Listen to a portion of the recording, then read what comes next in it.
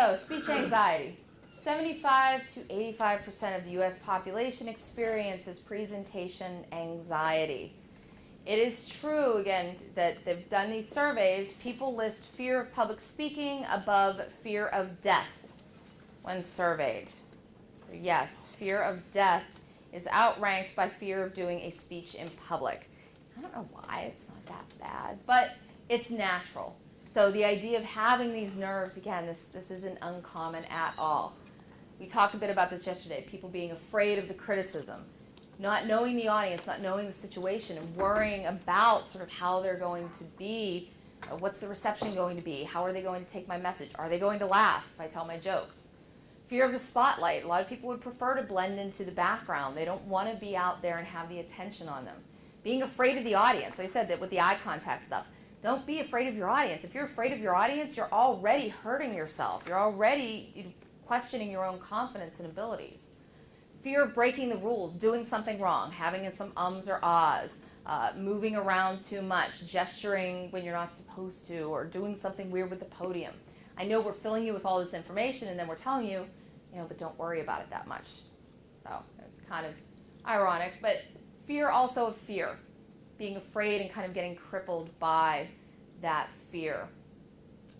Things that you can do. I think number one, I tell anybody I've worked with this, the more you know that material and the more prepared you are, the more comfortable you will be. And remember, you know this speech.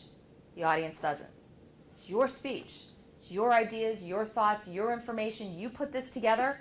You pulled all the information. They didn't do it. They didn't do the work. You know this stuff.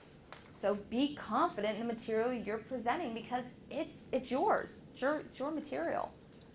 So know that going in and keep that confidence. So know your topic.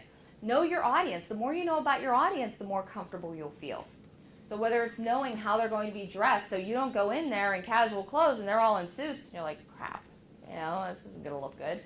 But the more you know about them, the more comfortable you'll feel, as well as being able to relate to them.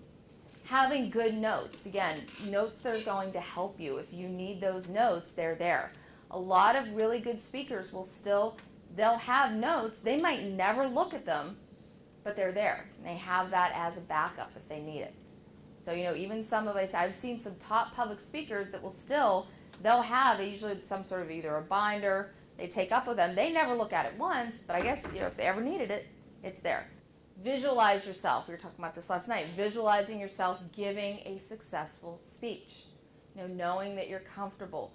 And that's why knowing that setting, so knowing the audience, but also knowing what that room looks like really helps you because it helps you visualize. Helps you get an idea and see yourself in that actual speaking situation. But also just going through in your mind, seeing yourself giving the speech, seeing the reactions that you might get to it. So I think that's really helpful. Practice, again, obviously, whatever type of practice works for you, but practicing it so you know the material.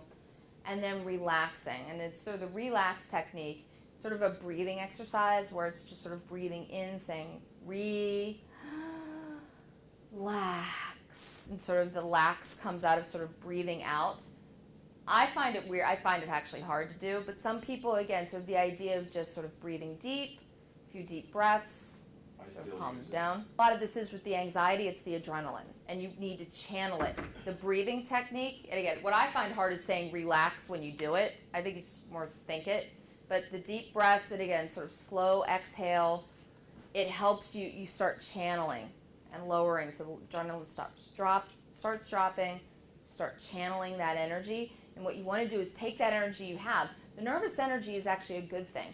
If you are getting up and doing a presentation and you don't have some nerves that you're thinking you want to do well, you want a good performance, if you're up there like, yeah, I don't care, it doesn't matter to me, I think that means you don't care about the speech, that you don't want to do well. Yeah, I've never understood sort of that mentality. It's, you don't care at all. Well, you should get a little bit nervous. You want to do well. You want to perform well. There's going to be a little bit of nerves attached to that. It's just using those in a positive way. When you're doing the speech, finding that comfortable position where you're going to be comfortable. Remembering that you're the expert. This goes back to knowing your material. This is your material, your speech. You know it. Be comfortable with that. Finding friendly faces in the audience. Sort of knowing that there are those people that you can connect with. And don't forget to breathe, and this is an important one. I swear I've seen people, students who get really nervous. I'm not sure if they were breathing at all during, I mean, obviously during sort of short speech in 3 minutes, there were probably a few breaths in there, but it's like they get up there, and then they start talking, and it's like they never take another breath, and they keep going, and they're so worried, and you've seen them sort of turn blue in the face. It's like, just breathe. Some people, they get so tense and nervous that they forget to breathe. That's another good thing to do when you're either making that transition, or if you need to find the spot where you were, take that deep breath again. Breathe in, breathe out. Doesn't take as long as you think it does. It gives you a pause where you're not doing the filler words, ums and ahs, and it gives you a chance to find your place. So again, if it's going south, and you're worried about it, again, take that breath, calm yourself down again. Don't let your nerves get the best of you.